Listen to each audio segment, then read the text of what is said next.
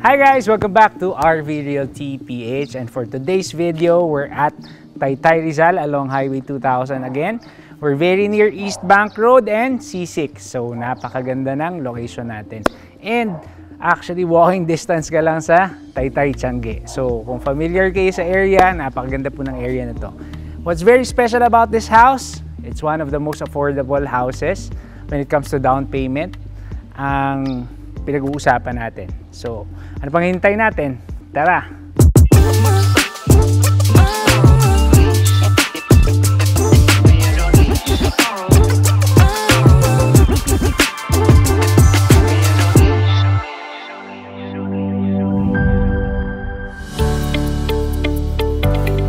So this house stands on a 75 square meter lot area with a total floor area of 225 square meters. Duplex po siya.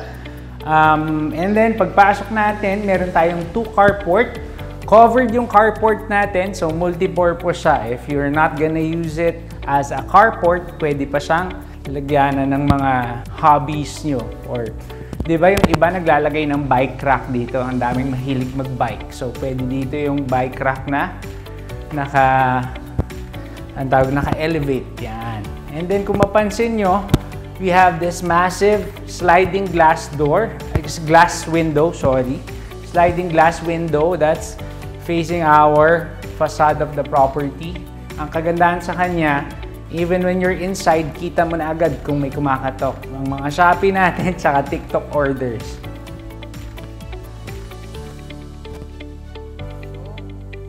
Right upon entry, kung makikita nyo, it's a very spacious living room or living area. Dito ang ating TV, syempre sa inyong left side. Kahit mga 65 inches TV, kaya dito. Or even bigger. Then maglalagay ka lang ng couch dito, 'di ba? Napakaluwag. And then this is your dining area. Ang kagandahan, kasama na yung ating mga decorative lighting and of course mga pin lights. So kasama na po 'yan sa binibili natin. And then of course, meron tayong proper kitchen. For our proper kitchen, meron na rin siyang kitchen cabinets. And then also the countertops, under shelves. So, kumpleto na. And then, aside from this, meron pa tayong service kitchen. Meron tayong sliding glass door. Ayan. Service kitchen slash laundry area. So, ayan. Meron kayo. Dito yung pinaka washing machine nyo. You can put your stove here, pwede rin dito. So, meron ka rin mga cabinets dito, okay? Ang isa pa na hindi mo ina-expect sa ganitong duplex, meron ka pang maid's room. Actually, hindi ko nabanggit. This is a 6-bedroom duplex. Hindi pa kasama to, itong maid's room natin. Yan. So, single bed. May single bed tayo na pwedeng ilagay, or actually, medyo masigip siya para sa double deck pero kaya pa rin naman. And then they have their own toilet here. Well, hindi siya ganun kalaki pero at least they have their own toilet. This one, right next to our kitchen, meron tayong powder room or first toilet dito sa baba. So, nasa ilalim siya ng staircase para siyang Harry Potter spot, di ba? Kung familiar kayo with Harry Potter, si Harry Potter natutulog sa ilalim ng hagdanan. Ito, ginawa nilang toilet. So, sobrang nasulit yung 75 square meter natin na lot area. Kaya, napakaganda. Kasi, biruin mo, 75 square meter lot area, meron kang 6 bedrooms. And, hindi siya cramped up or hindi siya sobrang liit.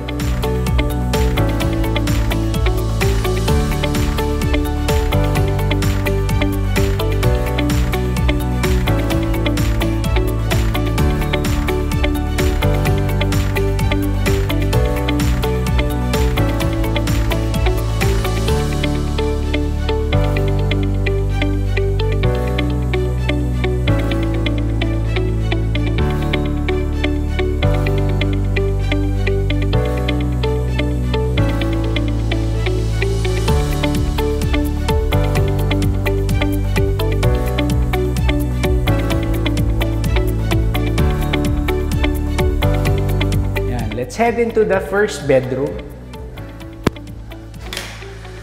Yun. The size of the first bedroom is probably around 10 square meters, more or less 10 to 12 square meters. You also have the sliding glass windows here. And then, of course, you have the built-in closet. This is probably gonna be kids room. So, maluwag siya para sa kids room. Don't worry, we have 5 more bedrooms. Napakaraming bedrooms dito. Punta na tayo sa second bedroom. Magkatabi lang sila. For the second bedroom, meron tayong parang rear balcony. Ayan, pag binuksan natin to, actually, ano siya, encompassing dun sa first bedroom natin. So, maluwag din siya. Kung gusto niyo lang maglagay ng garden dito, ayan. Tapos ito, pag sinilip mong ganon, doon na yung Taytay Tiangge. Ayan. So, the size of the second bedroom is almost the same. Ay, hindi. Actually, this one's bigger. 3 by 5, probably around 15 square meters. Ayan, sarado lang natin. So, kahit malaking pamilya po kayo, ayan, meron din tayong built-in cabinets na white lang, so it's very easy to design. Malaking pamilya kayo, going back, usually Filipinos have extended families together, di ba? Di ba, Jay? Ayan. Hindi totoo, kasi yung Pilipino, usually kasama pa rin yung magulang sa bahay. Or minsan yung magkakapatid, magkasama pa rin sa bahay. Pero kung ito yung bahay nyo, ang laki, di ba? This is the common toilet for the first and second bedroom. Maluwag siya. 2 by 4. 8 square meters. Yan. Meron tayong sink and faucet. Meron tayong water closet. We have the bidet. We have the shower. It's basic, but it gets the job done. Yun naman ang importante, di ba? If you want to upgrade it, well and good. You can do so. Biruin nyo kung ilang kayo magkakapatid, kasya kayo lahat dito. This is the master's bedroom. Massive. Laki. Siguro mga 40 square meters to, ganun. Mga 30 plus, kung hindi ako nagkakamali. 30 plus square meters. And then, of course, meron tayong maraming built-in, sarado natin to, built-in closet for the wife. Yan, meron siyang how many? Dami, di ba?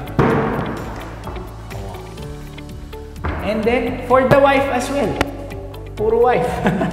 Happy wife, happy life. Halata bang takusa? Hindi, totoo. Usually, ito lang naman ang kailangan ng mga lalaki. Ang karamihan naman sa lalaki, ang madami sa atin, sapatos. Diba? Pwede kang maglagay ng shoe rack dito or yung mga uso ngayon na ano ba yun? Yung patong-patong siya na clear case. Anyway, moving forward, meron tayong sariling toilet and bath for the master's bedroom. Maluwag, may shower, may water closet, meron din tayong bidet, and of course, we have the sink and faucet. It's not the most luxurious, but it gets the job done. And considering the price and the down payment, magugulat kayo. Let's save that for the end of the video. We have also a balcony na napakahangin. Diba? Balcony natin, ang luwag. Ang ganda ng view. Sabi ko sa inyo, diba? It's a developing or it's a new village na wala ka pa masyado or hindi pa overcrowded. Kaya napakaganda rin mag-start ng family dito. Okay? So, pangintay nyo. Message kayo sa baba or message nyo kami.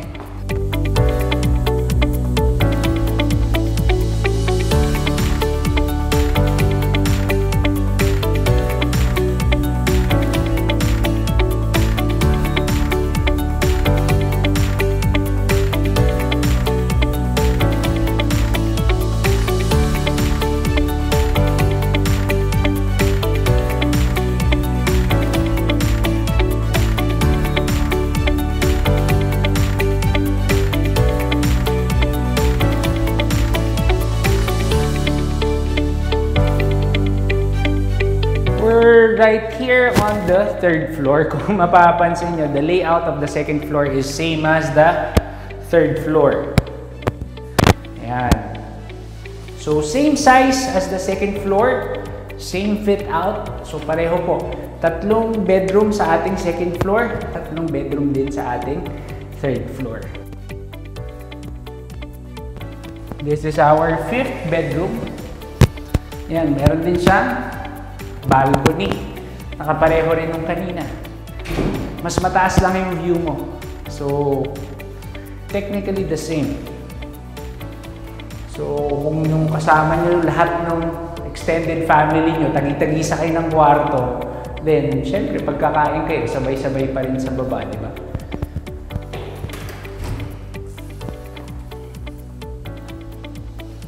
Even the toilet and bath are the same.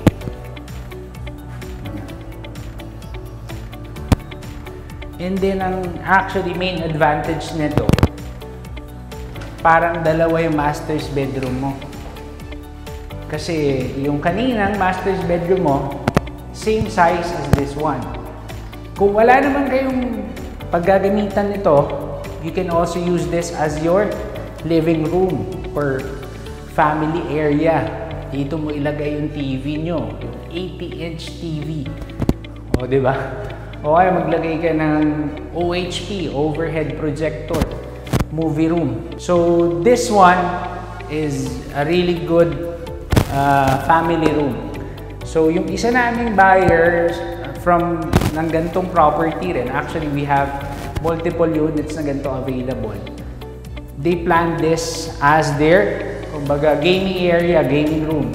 Dito yung gaming ni daddy, dun yung gaming ni mommy, diba? Napakaganda ng plano nila. Meron din silang sariling toilet dito. Karamihan pa naman nag-work from home. So, kung gagawin nyo siyang office, mayroon ka sariling toilet dito, hindi ka masyadong maaabala, di ba? The main difference ng second floor sa third floor na parang master's bedroom natin, wala siyang closet dito. So, technically talaga, ang master's bedroom mo yung nasa second floor. Pero, eto, medyo mas maluwag kasi wala ka nung closet dito, di ba? And then, of course, meron pa rin tayong balcony. Lamig. Sarap. Yan o. Kita mo na yung BGC dito. That's BGC on your right side. BGC and then Ortigas. So, napakaganda ng view natin. And it's very accessible to BGC and Ortigas.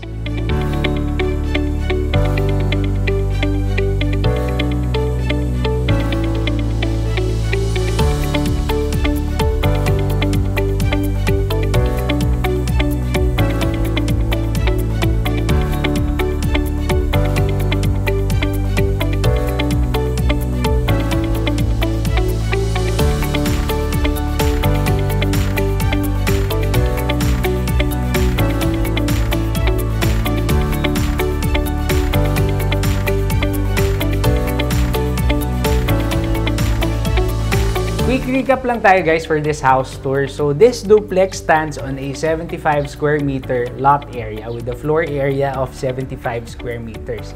It has 6 bedrooms, 4 toilet and bath, and then we also have the maid's room with its own toilet sa ground floor.